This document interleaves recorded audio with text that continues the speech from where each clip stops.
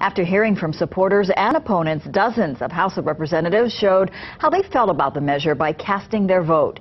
KITV4's Paul Drews standing by live at the state capitol with more in tonight's top story. Paul. Those House representatives were part of two committees which heard the bill. Now, it would have to pass out of those committees in order for the full House to vote on it, so hundreds were here today earlier for that important roll call.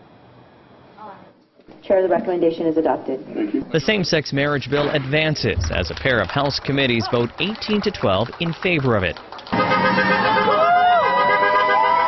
Around the Capitol, those in support greeted the news with cheers, while those in opposition reacted with chants. Let the people vote! During 5 days of testimony, this bill also generated a lot of numbers, like 57, the number of hours of passionate pleas by nearly 5,200 residents who signed up to speak.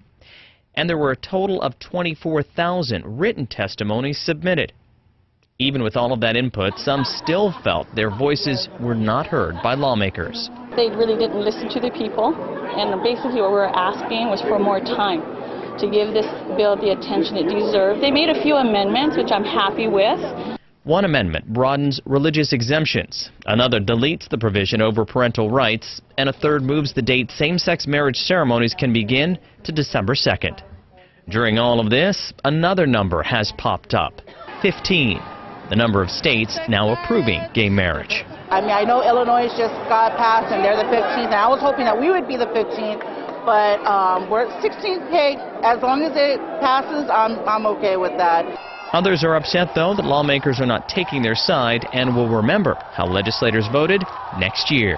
I do see, though, that people are very nervous, and that a number of people here basically, I guess they've been threatening at different times different legislators in terms of not voting their particular line of reasoning. We want to see who's going to vote for it and who's going to vote against it, and we're already gearing up for 2014 elections. And after all the activity earlier today, it's very quiet here right now. That's because the deliberations took so long that instead of the full House hearing the measure this evening, they're going to wait until tomorrow, when it is expected to get its second reading and a full vote by the entire House. That morning session starts at 10 a.m. Reporting live from the state capitol, Paul Drews, KITV4 News.